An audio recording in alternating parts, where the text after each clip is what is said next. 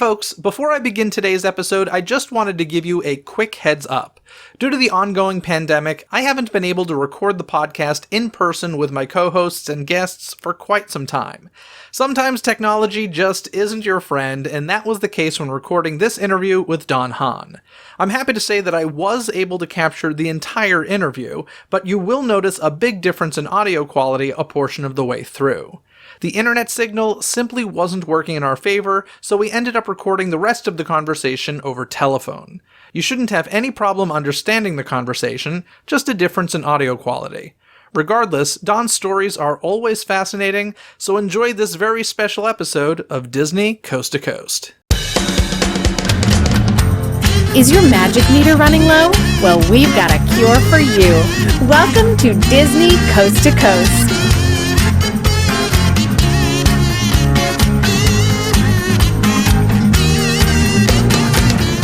Hey folks, and welcome to Disney Coast to Coast, the ultimate unofficial Disney fan podcast. I'm Jeff DePauli, and today on the show, I have special guest Don Hahn joining me once again to talk about his latest project. In the past, you might have heard Don on this very podcast discussing his work on Beauty and the Beast, The Lion King, The Hunchback of Notre Dame, and so much more. But this time, he's here to discuss his latest documentary called Howard, all about the life and career of Disney legend Howard Ashman, who worked as a lyricist, and as you'll soon hear, so much more, on The Little Mermaid, Beauty and the Beast, and Aladdin.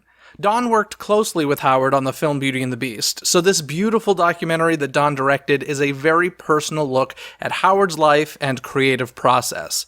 It's all coming your way right after this. In the documentary Howard, you'll hear about Howard Ashman and Alan Menken's first collaboration on a musical called God Bless You, Mr. Rosewater. Well, this musical was based on a book of the same name, so if you'd like to travel back in time and discover the book that inspired Howard Ashman and Alan Menken's first collaboration, you can get yourself a free audiobook copy of God Bless You, Mr. Rosewater over at audibletrial.com/DCTC. After all, Audible is the leading provider of spoken word entertainment and audiobooks, ranging from bestsellers to celebrity memoirs, news, business, and self-development. You can download titles and listen offline anytime, anywhere. The app is free and can be installed on all smartphones and tablets, plus you can listen across devices without losing your spot. So whatever title or genre of audiobook you're looking for, head on over to audibletrial.com/DCTC to get yourself a free audiobook today. Once again, that's audibletrial.com/DCTC. audibletrial.com/DCTC.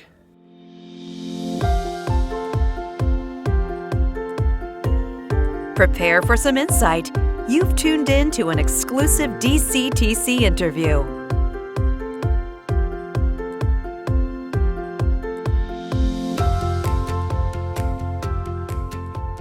So Don, welcome back to the show. Thank you so much for returning, and I am happy to say that I loved Howard. I knew I would, but I really loved Howard, so congratulations. Oh, thank you. Thank you for saying that. That means a lot. I appreciate it. We first spoke about Howard way back in, if you can believe it, 2017, when I was interviewing you about the live-action Beauty and the Beast. And yes. At this point, I had no idea of this thing called Disney Plus. I don't know if you did, but what was the original intention? I think Disney wasn't even involved, correct? Disney wasn't involved. It was totally a independent film, and for a number of reasons. There was not a Disney Plus. There was a Netflix, but it was in its early years. And I was just going to do it as a documentary, which would have gone a typical route of going to some festivals and then maybe getting a limited distribution for a couple of weeks at a few theaters. Documentaries theatrically don't always do that well. And then by the time the movie was done, we played it. We got into the Tribeca Film Festival, which was a huge deal for this film. And then we started getting offers from Netflix and interest from different people. And thankfully, one of them was Disney Plus. And it was actually Bob Iger in the end who I sent it to him, because he's been around for 40 years and he knows the story, and he was really taken with it. And so I really owe a lot to him, because he said, we're starting this new service. And I said, what kind of new service? It was really that new. And he sent it on to Agnes Chu and some of the executives over there, and they embraced it. And that was 2 years ago. And the only thing that was missing was the service. So you were waiting a while for it. Now, one of the things that I love about this, very much like Waking Sleeping Beauty, which of course is brilliant as well, but one of the things that's so great is you're not just a documentarian doing research about something you're interested in. You actually lived through this, which makes such a world of difference, I feel. And, obviously through the years, you've worked with a ton of super talented people, and I am curious, what was it about Howard Ashman that made you say that's the subject matter for my next documentary? Well, you're right. I have worked with some really amazing people, going back to some of Walt's Nine Old Men or Joe Grant, or people that kind of came up with Walt Disney who were amazing in their own right. The thing about Howard, though, is he brought a fresh sensibility into the Disney studios. We had been making really good animation. We had, movies like Great Mouse Detective. I'm really proud of those movies. They're great movies and kind of stepping stones. But he brought in a New York sensibility, a musical theater sensibility. And then personally, he brought in wonderful skills of adaptation, for lack of a better word. He was so good at taking other people's material and adapting it. Like he took Kurt Vonnegut's novel, God Bless You, Mr. Rosewater, adapted it into a musical. He adapted, most famously, and his big hit was taking girl group 50s rock and roll and pairing it with a Roger Corman monster movie to come up with Little Shop of Horrors. And so that kind of combination was like crazy. Nobody was doing that at the time. People were doing, Chorus Line and Cats and, real very good shows. But Howard was doing independent theater in a 99-seat theater that he ran himself with partners, and was able to do this kind of covert real theater. I don't know it's not that Broadway isn't real theater, but Broadway has become very commercial and very corporate. And Howard was doing independent theater. And so he could take risks. He could take big risks, and out of that came big rewards. He brought all that to animation. Yeah, and one of the things you were mentioning, some of the other amazing people you've worked with, that the thing about Howard that I found was, I was someone going into this feeling like I knew a good amount about Howard Ashman, and I found myself learning a ton. So I think another great reason for you to have made this was his story wasn't captured the way that a lot of those other, the Nine Old Men and such were. So yeah, well, even in the musical world, we know Sondheim, we know Rodgers and Hammerstein, Lerner and Lowe. We don't know a lot about Ashman and Menken yet, and Alan's had a brilliant and continues to have a brilliant career. But I felt the same way you do, which is there wasn't a biography. His sister had thought about writing one and had written some really nice material, but nobody had really told his story. And I thought I knew it too. And of course I didn't. It's like when you work with somebody, you think you know them and you don't really know them. So by digging into it and with some great cooperation from any number of people, we thought, let's just tell it, make it a personal story. I didn't want talking heads. I didn't want to cut to beautiful high definition 4K shots of Don Hahn. That's frightening to begin with. But I feel like to be able to tell his story with the people closest to him that are his cadre, his posse, his assistant Nancy, his sister, his partner Bill, all those people that lived with him, then you'd get a really personal story. You mentioned some of the people that you interviewed, and was there anybody that you're like, okay, this documentary doesn't exist unless I speak with X, Y, or Z of a person? Well, it had to have been his family. There's 4 people really that I had to get. His sister Sarah, who has been fantastic and has a wonderful blog. If you haven't been to Howard Ashman's blog, his partner Bill Lauk is a great architect, very cooperative again. Nancy Parent, who worked with us at Disney, she was Howard's assistant and collaborator for a long time. And she was incredibly open and gave us photographs and things. And then the last guy you may not have heard of, but Kyle Rennick was Howard's producer at the WPA Theater, which was the theater that Howard ran in New York. And was a really loyal producer, kind of executive director of that theater. And it was 99 seats in a seedy warehouse on the second floor above a donut shop. It's not glamorous, but he was a real devotee to independent theater the way Howard was.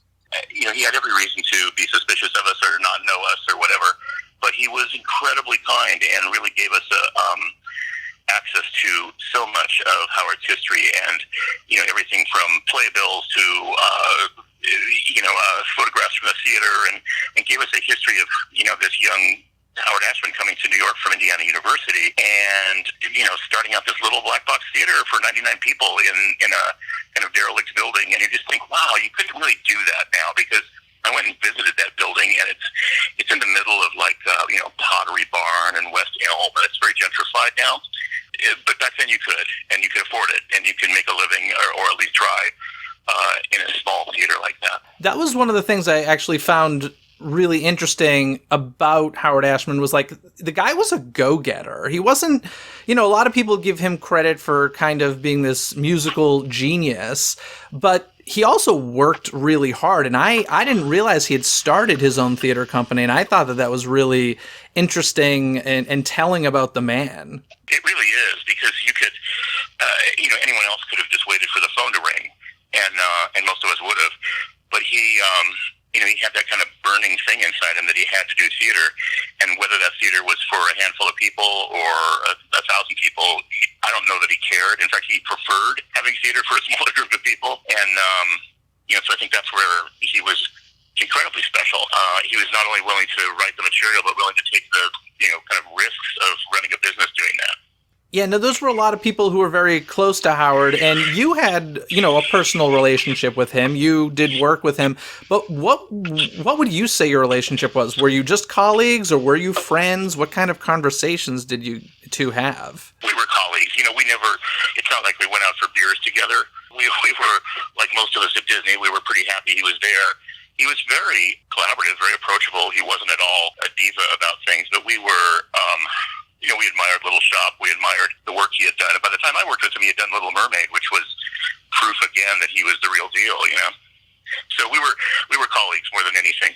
Now, when Disney bought this to put on Disney Plus, were you asked to change anything, or is what we see on Disney Plus your original documentary? It's the original documentary. As I said, I really wanted to do it. I started out doing it as an independent doc. I raised the money and kind of pulled it together myself. I was cautious about having too many other voices in the movie from an outside standpoint, and I don't mean that as a derogatory thing against Netflix or Disney or anybody who would have bought it, but it's a different dynamic, and I wanted to make an independent film that kind of captured that independent spirit of what Howard liked to do in the theater. Disney did not, come in and force me to say, you have to do this, you have to do that. It really didn't. I did what I would call Hamilton-type changes, which is I bleeped out a couple of words that were strong language, and that's really about it, just so it was appropriate for a family audience, a slightly mature family audience. So that's all I was asked to do. So I really have to say they were great collaborators and really supported, because it deals with some tough issues, an epidemic, and, this gay Jewish guy from Baltimore coming to Disney, being afraid he would get fired and all those things. They're difficult subjects. But my hope is when they saw the movie, they would feel that I handled them in an honest way, and luckily they did. Yeah, now, we hear from Howard himself quite a bit throughout the documentary. Where did that audio come from? Was that kind of like a long session he had where he sat and talked to some people, or was that from a bunch of different sources? It's from a bunch of different sources. It's kind of Frankenstein's together from any place we could find it, to be really honest. I wanted to have Howard speak for himself in every case I could. I wanted to have him tell his own story, because he's a great storyteller. So we went on a treasure hunt, and some of them were, 60 minutes at a piece on Smile, his Broadway show. There was a radio interview he did in New York when Little Shop came out. The most amazing finds where there was an answering machine tape in the Library of Congress that I don't think anybody had listened to, and it was him talking to Ron Clements and John Musker at Disney. And what's odd is the answering machine tapes were not meant to record your own messages of you talking. They were just, incoming messages. But for some accidental reason, it recorded him talking, and that's an amazing piece of tape. So whenever we could find those things that people hadn't heard before that were Howard talking about his life or his work, that was gold for us. Yeah, that answering machine was incredible. I remember hearing that and actually thinking to myself, where did this come from? Because this is unique audio here. Well, and you listen to that whole tape, and it's got things on it like the plumber's calling, saying, "Hey, can I come by at 3 o'clock?" And then the beep goes off, and there's other calls coming in, and then finally you hear Howard and John Musker starting to talk. So it's one of those miracle tapes. One of the last things I got was a reporter who had been at the Mermaid junket in Orlando when Little Mermaid came out. And he said, I have a friend who was there, and he taped Howard, I think. I can ask him. And so we found this 15-minute interview with Howard Ashman talking about his work, talking about Little Mermaid with Alan. And it's another piece of gold that it's just was sitting on a shelf somewhere. Yeah, no, like I said before, I learned so much about him that I didn't know before. And one of like the fun little nuggets of history was the fact that he was hired to edit the Mickey Mouse Club scrapbook.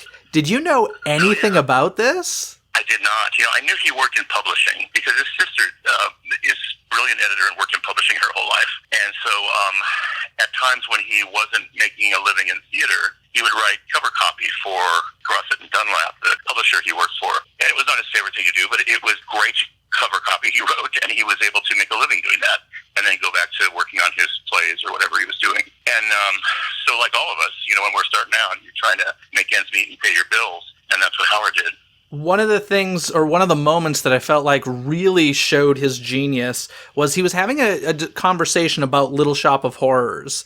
And the thing I found fascinating was how formulaic that decision was for him, because he said in the interview, he goes, I knew my next project had to be attention grabbing, no more than an 8-person cast, and had to have some sort of gimmick.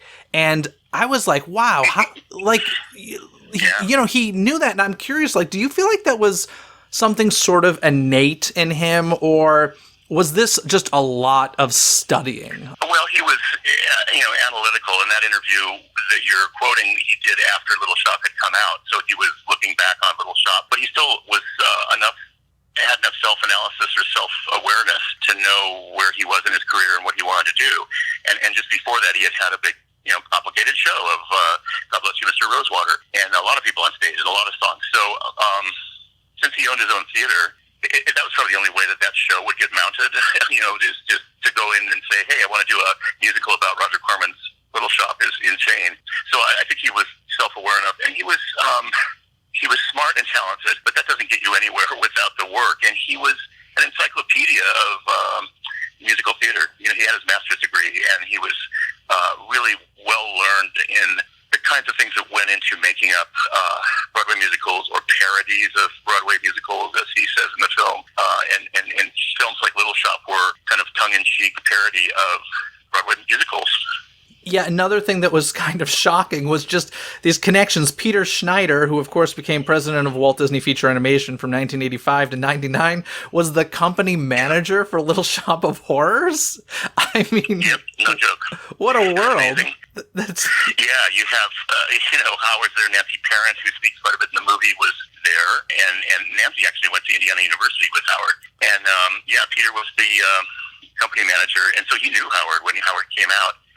Even though David Geffen asked Jeffrey Katzenberg to bring him out, and Jeffrey courted him and got him out there, Peter was a part of that courtship too. It really kind of helped Howard feel at home. Yeah. Now, we did hear this song called Sheridan Square in the documentary, or at least a piece of it. And I'd actually heard Alan Menken perform this before in concert. And it was a song that Howard Ashman wrote about his, a bunch of his friends who were passing away from AIDS at this time where nobody knew anything about it. And we don't know a lot of Howard Ashman music that was not part of a musical. Some people call them trunk songs. So I'm wondering, in your research, did you come across any other songs other than Sheridan Square that was kind of a Howard Ashman trunk song? Yeah, there's a brilliant song called Daughter of God that he wrote. I don't know completely why. I think it was partly an attempt to write something more of a commercial radio song, for lack of a better word. But, again, really emotional and out there on the web you could probably find. So there were a few of those along the way. There were some abandoned songs, too, from musicals that didn't quite make it. He was writing a Babe Ruth musical just called Babe, and there's 3 or 4 songs from that he wrote and demoed. We have them.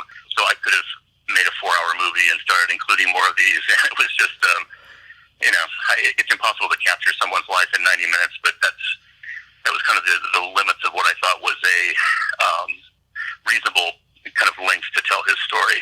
Yeah, now there are clearly tons of Howard Ashman lyrics out there, and one of the great things that you do in the documentary is, as we're hearing them, you're also, putting the text on screen, which for a lyricist, I think, is a really wonderful thing to do in the documentary.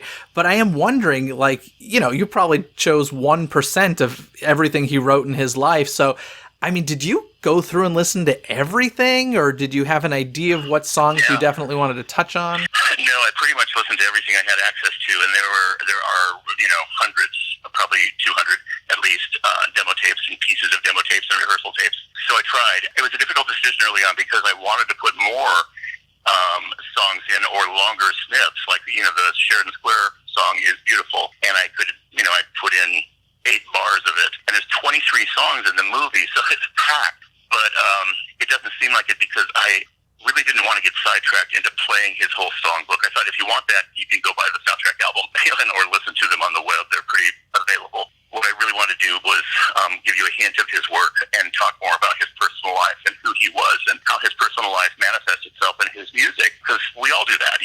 Any artist, any of us, our personal life shows up in our work and shows up in our, whether you're a painter or a dancer or a musician or whatever. And I wanted to show that aspect of Howard because he was kind of an artistic hero of mine in the end. There was this great letter that you put on screen, the letter from Jeffrey Katzenberg trying to persuade Howard Ashman to come to Disney. And in this letter, it kind of mentions a few projects Disney is working on to say, hey, you kind of have your pick of the litter here, perhaps. And the 3 projects were The Little Mermaid, one called Doofus, and a Mary Poppins sequel. So I'm curious, do you know anything about Doofus or the Mary Poppins sequel? Can you imagine just opening up the Disney archives to a songwriter and saying, here, have your pick. Yeah. Here's 5 ideas. Arabian Nights was on that list also. Have your pick. If there's something here you don't like, pick something else. So that's how much Howard was trusted. Doofus was a animation story that I think came from Michael Eisner. Michael loved Catcher in the Rye and wanted to do Catcher in the Rye as a animated film. And then, we convinced him that J.D. Salinger would not want anyone to do anything with Catcher in the Rye. But it was something about it. It was like a film about Michael Eisner's dog. Oh, right. just to put it coldly and bluntly. It's hilarious. Now, at one point in the documentary, Howard actually says, I don't think film musicals work, which is pretty amazing considering, I would argue that a lot of film musicals aren't as good as their stage musicals, but I actually think Little Shop of Horrors, other than the changed ending, actually is better as a movie than on stage. But I don't know. I'm just curious, as since you're a producer, how did you feel when you heard him say that? Well, me too. You have to put it in context of the times because he struggled on Little Shop, although he wrote the script and was very involved. And Frank Oz was, I think, really appreciative of his involvement. It was tough for him because when you're so controlling over this little intimate theater, you can control every aspect of it. It's a really different thing when you go to Hollywood and suddenly you're doing focus groups and, it's a different dynamic. So at the time, I think he was speaking the truth in his heart. And what he says is true. It's silly when you break into song. And if you aren't really careful about how you tee up those songs and how you weave them into the plot and how those songs carry plot in the movie, it's going to be awful. And there's plenty of awful musicals out there to show that, So he elaborates on it a little bit more in that lecture he does on Little Mermaid when he comes to the studio and just talks about there's different kinds of music. There's music that is meant to be on the FM radio, so you put a song in the movie to be able to get a radio hit, or you put songs in a movie to tell the story, and that's more what he was interested in. So he had a very specific approach to doing musicals, and they're hard. They're really hard, regardless of whether they're live action or animated. They need somebody a musician and a lyricist and a writer who really understands how to put those songs in and have them tell story. Yeah, when it comes to movie musicals, they seem to either be major hits or major flops. There really doesn't seem to be an in-between with them. So yeah, because they can easily be uncomfortable. Yeah. Now, there's this moment that's kind of incredible where you talk about a memo that's found in a photocopier at Disney, pretty much stating that somebody, I don't know specifically who, but wanted to fire Howard Ashman. And I'm going to assume this was during the making of Little Mermaid. But did you know about this? And if so, do you know why they decided to keep him, and or did it concern you when he got put on Beauty and the Beast? I didn't know it. I didn't know it until I made this movie. Okay. The person who told me about it, Nancy, didn't want to tell me about it. And she had never told the story before. And I have never told that story to anyone because nobody's ever asked me about it. So thank you for asking. So she's the one that found the memo, and she's the one that returned it to the person. And I know who the person is, but it's inappropriate to tell anybody who it is. It's really the idea that at the time, there was creative pressure to create great movies, but there was equal pressure to make them on budget and save money. And when you have somebody like Howard who is all about the creative. He's not divorced from the business side of it. He knows that, but he's not going to put a bad song in a movie, or he's not going to put something in that's not right. So when we went into Beauty and the Beast, I didn't know any of this. He was pretty much a star by that time and had won the Oscar, and his reviews on Beauty were fantastic. So we were inheriting a really known commodity by that time. But even it was his first kind of movie musical from Little Mermaid, and I think people were nervous about it. Yeah, it's one of the things that I'll say the documentary actually showed me was that he was actually had less of an ego than I expected and was softer than I expected, because we've heard stories about him, or at least I had, even in Waking Sleeping Beauty, you have that moment of, he could be extremely irate in meetings, and it's because he was passionate about his work. I totally get that, but it was a little surprising to me to see how kind of egoless he was in certain moments, and I liked seeing that. So thanks for putting it in there. Yeah. It's pretty great. Yeah, I've worked with a lot of people with big egos, as one does in the entertainment business, and I wouldn't say he was one of them. He was self-effacing. He was proud of what he did, but collaborative. And yes, he had his feisty side, but we all do. And so he threw the occasional ashtray or whatever. But he also was dealing with these personal issues of health, and I think that helped to contribute to just the anger you would feel about feeling like, God, I'm in a hurry to write all these lyrics because I don't have much time left. I just can't imagine what that must have felt like. Yeah, as you mentioned, his illness was kept a secret for a long time, and at some point it comes out that, what he's going through personally. And do you know, was there ever any guilt or anything like that from anybody working with him that was just like, oh my gosh, those long press days we put him through, or those long work days, or, us making comments about him being a diva or whatever? Was there guilt, or was it just immediate care and worry about their friend? Well, through much of that time, we didn't know that he was sick. And eventually, after Mermaid and when he was into Beauty, it became clear he was losing weight and, looking more sick. But for a couple of years, he was, Howard. And so there was no regret by that time. Certainly after the fact, you think back going, oh man, had we only known, we would have tried to have made it easier or whatever. And I'm grateful that we moved back to New York to work with him back there. But the thing is, he wanted to work. We weren't forcing anybody to work. He wanted to get the work out, make it the best he possibly could, and pour himself into the work. And I tried to put that in the movie. I think Jeffrey says that actually in the movie, that he wanted to put his time left on Earth into his work, and whatever we could do to accommodate that was something that we needed to do. So no regrets.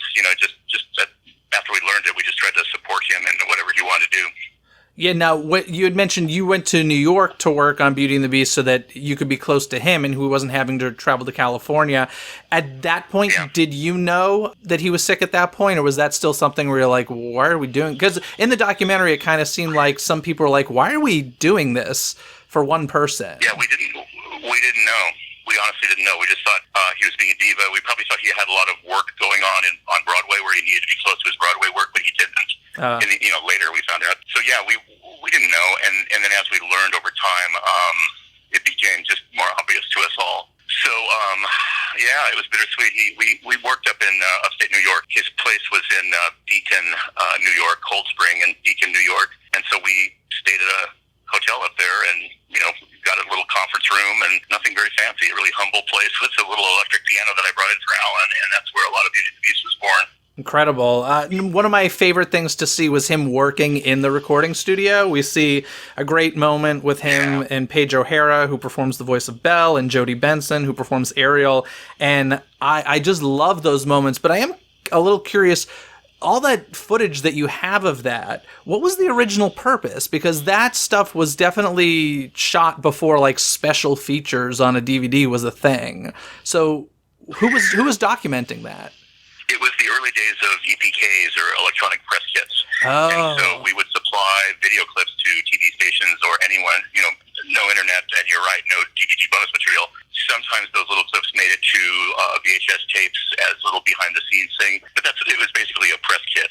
So we could offer you some stills, and we could offer you some clips of Howard working. And it wasn't sure that we were going to shoot it. Howard was sick, and we pretty much knew it by that time because it was late in 1990.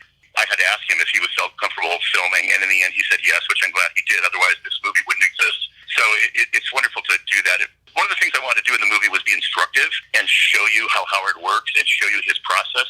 And tape like that is so valuable to be able to show you that. Yeah, there's a little piece of footage that, you can correct me if I'm wrong, but I was like, oh, I have a feeling Don just wanted to have people see this moment. And that is Angela Lansbury talking about her teapot collection. Yes. And this was great. Yes. Well, I mean, she's a legend, and she's seen the movie now, and to capture that, and the great Jerry Orbach, who was a star on Broadway before he ever was in, Law and Order, to see them just talking, just chewing the fat between takes is like fly on the wall voyeuristic heaven. And I love that feeling of voyeurism in documentaries when it's done right. You just feel like, wow, I'm here, I'm there on the day, and I can stand here and listen. And I just love that feeling as an audience member and as a filmmaker. Yeah, it made me laugh so much. I was like, not 100% necessary, though. But it's amazing. It's amazing, isn't it? Yeah, it's so cool. Yeah, guilty as charged. So now this is a really tough question, but, obviously you were hearing the songs of Beauty and the Beast long before you were in that recording studio. You were hearing Alan Menken and Howard Ashman demo them for you, I'm sure. And if there's one song in Beauty and the Beast that the first time you heard it, you were just like, definitely 100% in the movie. Is there one for you? I could pick one, but they're all that way for different reasons. The Bell song's pretty incredible, and no one had been writing that kind of thing since probably Gilbert and Sullivan. Mm-hmm. So to do a 5-minute opening number like that, where you get to meet all the characters and see Gaston and see Belle, was remarkable. The one that I think is really brilliant is Gaston's song, because it's this great kind of the 3/4 waltz with these lyrics like using antlers and you're decorating, and everything about that, from the writing to the lyrics to the performance, is just brilliant, I think. And it's so pastiche, it feels, in fact, to audition people for Le Fou, we used the song Take Me Out to the Ball Game because it was so much like the Gaston song. So it was like a really familiar kind of song, like a men's song, and I just think that was one that I just thought, this is just brilliant writing. That's funny. Now, in the credits of Beauty and the Beast, we see this beautiful thing that any Howard Ashman fan probably knows and has heard before, but the film is dedicated to Howard Ashman, and says, a man who gave a mermaid her voice and a beast his soul, which I think is so beautiful. And I've always been curious, do you know who came up with that? It was, certainly something we wanted to do at the time, and it was one of Jeffrey and Michael's speechwriters. But yeah, he gave us this really wonderful tribute, and we wrote a lot of different things, and then we ended up being able to have a speechwriter take a crack at it. Everybody wanted to contribute to that movie because of Howard. Now, in this film, you kind of touched on this a little bit before, but there's a lot of voiceover interviews and much less of, I think what we're used to as viewers is seeing the person on screen who's talking, but instead you have a lot of hearing voices over images of Howard and such. And I'm curious, number one, why did you make that choice? And number two, did you record just the audio of these interviews, or did you actually shoot them and just not use the video portion? Well, it's a great question. I'll give you the harsh answer, which is I think talking heads are boring. And so the idea early on was we really need to identify people that are talking, either with a chyron or something that says this is Peter Schneider talking or whoever. But there's no need to cut to modern, beautiful, high-definition footage of any of us, because in the end that takes you out of the movie. And what I wanted to do is immerse you in the time period in the 1980s and 1990s, and that grainy old VHS footage does that. So it was really about that, and also about allowing more time for you to see the photographs and clips. So by not having to cut to someone talking on the screen, you avoid the idea of old guys reminiscing, and you replace that 20 or 30 minutes of talking heads with stills and images and pictures and lyrics and all this extra material that you can put into the movie then. And then, it's a conscious effort to be able to transport you to that time and make you feel like you're there. And did you actually record the video portion and not use it, or did you just record audio? I did not. No, I didn't. I mean, the reason for that was I had learned on Waking Sleeping Beauty that when you don't have a camera crew and lights and hair and makeup and all that stuff, people relax and people are more comfortable about talking. So instead of a film crew, we took a risk, I suppose. I always thought we could go back and get some sort of introductory video if we needed it. But we really recorded in two big easy chairs with a microphone. And after 5 minutes, the you'd forget that you were being recorded. So you could really open up, and people would give more intimate stories about Howard that way. And I thought that would be the case, and it was. That was very smart. Very, very smart. Now, through the years, we've seen so many interviews of Alan Menken talking about Howard Ashman. I'm curious, though, did you ever come across any video of Howard Ashman talking about Alan Menken? No, he does a little bit when Alan's sitting next to him in the Little Mermaid interview, and he talks about bringing Alan out.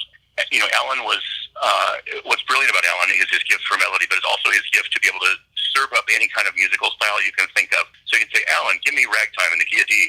Alan, give me calypso. Give me something from the Caribbean. And he just knows it. So I think that's why Howard loved him so much. And then Alan's a great collaborator. And he also had the same kind of knowledge of theater and references that Howard would have. So I don't have a lot of footage of Howard talking specifically about Alan, because I think it's when the guy's sitting right next to you, it's hard to say nice things about him. Sure. So mostly what I have is, kind of third-person accounts. But he loved the guy. I know that from working with him, and there's an incredibly close relationship. Yeah, there was a very honest moment, and that makes you feel for Alan Menken a little bit when, Howard was going through a lot of personal stuff, and he just had a blow-up moment in the office with Alan when they were writing something, and I think Alan said he went out in the hall and started crying and started thinking to himself, oh my gosh, is it me? Is it me? And at that point, I don't think Alan knew that Howard was sick, if I'm remembering correctly. Yeah. I think we all ran into that. There's, at times when the frustration would come out, and it wasn't directed at Alan or at, Kirk Wise, the Beauty and the Beast director that we talk about in the movie. It was just directed at the frustration and the situation he was in. But it was important to put that in the movie because it's part of any suffering, any talent is that kind of suffering that goes along with it. And I just want to make it clear to people what it was like, not for us so much, but for Howard.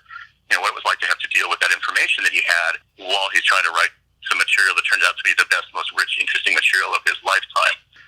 And I think that reveals a lot about him as a character. Yeah, as I was watching the documentary, I actually thought to myself out loud, I was like, oh, wow, this score is beautiful. Not like the stuff that Howard Ashman wrote, but just the background score. And then I saw in the credits, it says original music by Alan Menken. So he wrote all that background stuff, huh? He did. Yeah, Alan, I sent him the movie just as a courtesy when I had a rough cut of it, because I wanted him to know what I was doing and also point out any inaccuracies. And he called back and he really was emotional about it and said, I have to write this score. And I said, Alan, I can't afford you because it's a documentary and we have $10 in our music budget. And he said, I don't care. I have to do this. And in a way, it was his last collaboration with Howard and a way for him to express that. And so I was the luckiest guy on the planet to be able to have him offer that. And then we worked with one of his collaborators, Chris Bacon, who is a great composer in his own right, and pulled that score together. But it's very much Alan's tribute to Howard. And of course, Alan's a brilliant score writer. Yeah, beautiful. Now, wrapping up the questions about Howard here, I'm curious, how do you think Howard Ashman would feel watching this documentary, and how do you hope he would feel? Well, I don't have a clue, and I've thought about that once in a while, but I've over the course of making the film, I've tried to almost keep that out of my head, because you don't want to say, well, what would Howard think? What would Walt Disney think? All that kind of stuff is distracting. I would hope he'd be humbled by it, because I think it's an honest piece, and I can only, I really leaned on his sister and Bill, his partner, a lot to not to see what Howard would think, but just to see what their feeling was about the tone I was striking and the kind of authenticity I was trying to get at. So I would hope Howard would like it. I would hope Howard would be flattered by it, but sadly he's not around to comment. But that's in the end, that's what I wanted to do. I wanted to let the audience spend 90 minutes with Howard Ashman. Hear him talk, see him work, and bring him back to life for 90 minutes. And if I did that, then I think that's something to be proud of. Yeah, I really loved the childhood recreations that you did. All that stuff of him playing in his bedroom, and you obviously shot some original footage for that, and I love that stuff. It was really great. Well, we wanted to add some fantasy to it because that's part of who he was, and he was born to do what he did. So Lori Korngable, our great producer, spent a couple of weeks on eBay finding period toys and things that would fit into the movie. And we just set up this little tabletop set and lit it, and it just gave a magic to the movie and let it not be such a downer. Because it's not. He had a very joyful life and gave so much entertainment and joy to the planet. That's the story, and that's what we wanted the audience to take away from it. Now, what's the one big thing, if you can pick just one, that you learned about Howard making this documentary that you didn't know beforehand? Well, we talked a little bit about it. One was his continual going back to material that he could adapt and then matching that up with an interesting musical style, doing a Danish fairy tale like Little Mermaid with reggae music, calypso music, or doing Little Shop with rock and roll. So that adaptation thing is something he revisited again and again. I knew already he was a great singer. He would say he was not a musician, but he was.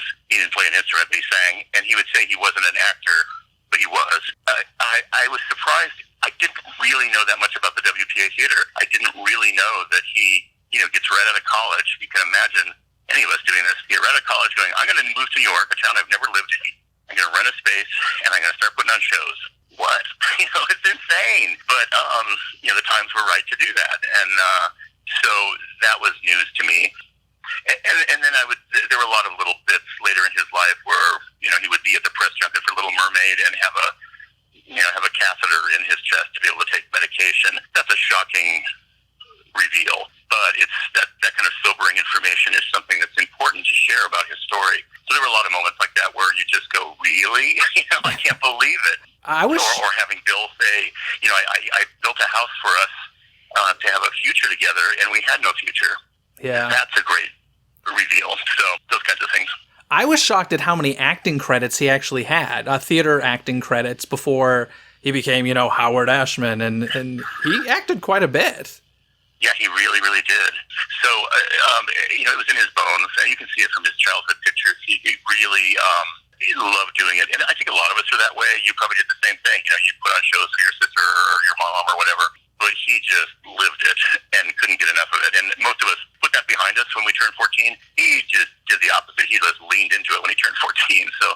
Yeah, I'm telling you, this documentary is really beautiful, really incredible. And honestly, I've been waiting for it for 3 years. So let's just say that it could have, not lived up to my expectations, but I'm happy to say it certainly did. Oh, thanks. Thanks. That means so much to me. I appreciate it because we have been talking about it for so long, and it's hard to hang on to it for that long, but it was worth it to get it out there to millions of people on Disney Plus. It's been a great experience.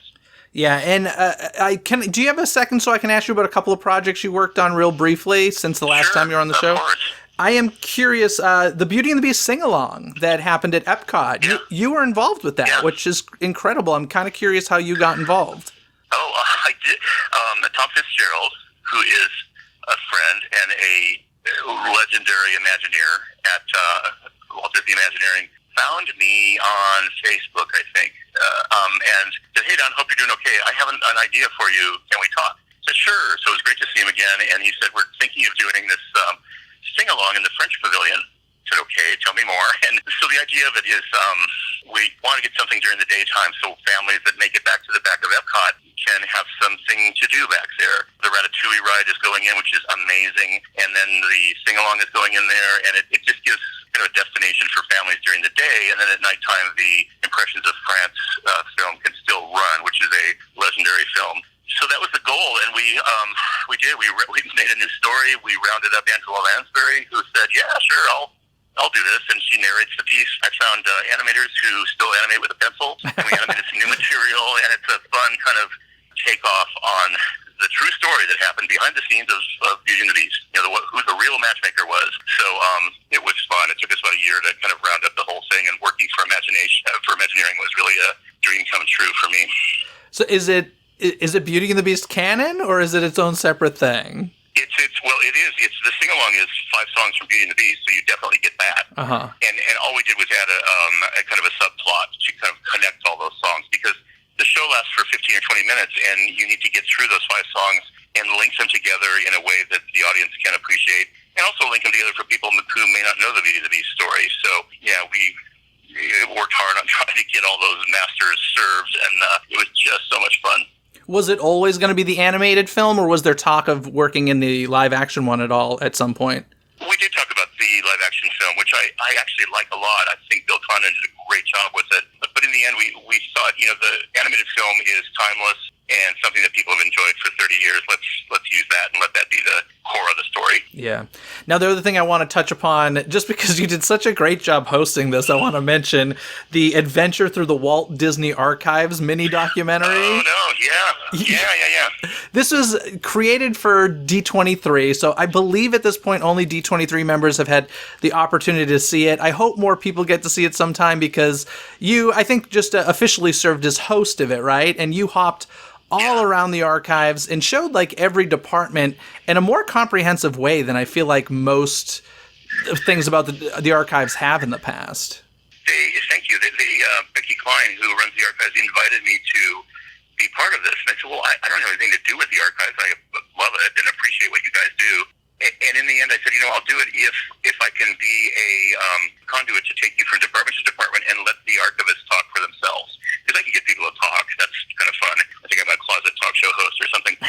So that's what I did. I just ran around and talked to 10 different archivists in different departments about wardrobe and costumes and vehicles. And we went to Disneyland and we went to Walt Disney's house up on Walking Way and had a blast. So the plans were for Walt Disney for D23 Gold members, and I think now there's talk about making it available to everybody. Yeah, it was really, really great. I loved it, and your dad humor is on point in that documentary. I thank you. I have a master's degree in that, and just the cornier the better. So I appreciate it very much. Yeah, there was a moment where you went to the photo library and there were all these binders full of like press photos and production photos, and there was one binder that I was like, oh gosh, I want to open this thing so badly, for a movie. I think it was 1980, and it was Michael J. Fox's first movie called Midnight Madness. Are you familiar with this at all? Oh, geez, yeah. I mean, the thing is, you can spend your life in those places in like the photo archives, because every binder has a story, and some of them are really wacky. There's binders for Gus the field goal kicking mule and North Avenue Irregulars starring Cloris Leachman. There's just great stuff in there. So yeah, it's crazy. So during quarantine and stuff, have you been doing your painting and everything? Is that how you're keeping yourself busy and sane? Yeah, I'm painting. We were working on the movie and delivering it up until a month ago, probably, and so that's on its way. And very grateful for the response. And now I'm painting. I'm reading a lot, trying to think if there's another story to tell. There's only Howard's only one of a kind, so there's not going to be another story like that. But such great characters within and outside of Disney to tell stories about. And one of the things I've learned about myself is I love artistic heroes. I worked on the Tyrus Wong movie, and I love people like Mary Blair and people who you may not hear about all the time, but contributed to us so much when we were kids and still do. So I'm always shopping for those artistic heroes, because we have plenty of sports heroes and political heroes and that kind of thing. So that's where I'm headed right now. This may be an extraordinarily egotistical request here, but has anybody ever made a documentary about themselves? I mean, that's something. Your career's insane, Don. It's insane.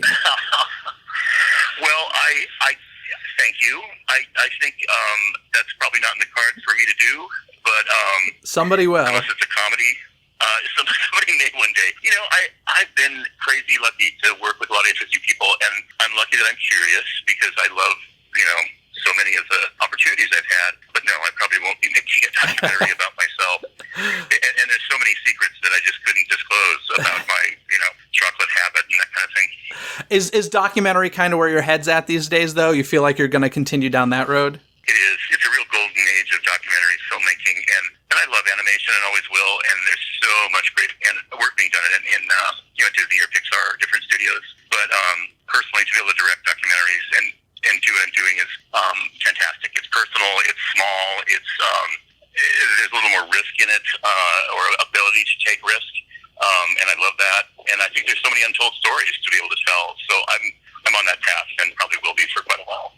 Yeah. Now I'll end it with this. When the first time I interviewed you, you were nice enough to sign my book Brainstorm, which you wrote, which is about the creative process. And in it, you wrote, "Jeff, thanks for all that you do to keep the magic alive. Your pal, Don Hahn." And I just want to say to you, thank you for keeping official records of this entertainment history and all that you do. You're not only making magic, you're also keeping the magic alive. And it feels so much more accurate and genuine coming from somebody who actually did it. So, thank you for keeping the magic alive. Well, I appreciate it so much. Like I said, I feel lucky to be in the places that I was through my career. And if I could share a little bit of that to be inspiring to people. I think in the end you'd look at a story like Howard and it's incredibly inspiring at a time when we could all use a little inspiration. So I appreciate that very much. Yeah, and folks listening, make sure you head to Disney Plus, check out Howard, which recently premiered on there. And then right after, in fact, it suggested it to me on there. It says, watch next, Waking Sleeping Beauty. And I highly suggest that as well. So congratulations. I know it's been a long, long process for you. Thank you. I appreciate it. Now, folks, if you enjoyed my conversation with Don as much as I did having it, you can hear past conversations with him on episodes 236, 237, and 409 of Disney Coast to Coast. And if you haven't listened yet, last week's episode of Disney Coast to Coast is a conversation about the often overlooked live entertainment found in Disneyland's New Orleans Square. And don't forget that you can catch the latest Disney news every Sunday in the House of Mouse headlines. The easiest way to make sure you don't miss any of the magic is by subscribing to Disney Coast to Coast on Apple Podcasts, Spotify, or wherever you listen to podcasts. Wherever you search, don't forget, it's Disney with a Z, Coast to Coast.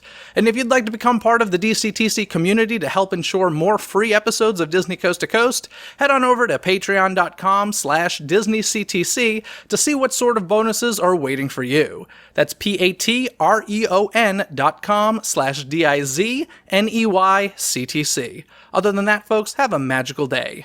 Bye! Thanks for listening to Disney Coast to Coast. Have a magical day. Disney Coast to Coast is produced and hosted by Jeff DePauli. Learn more about the podcast and become a supporter at DisneyCoastToCoast.com.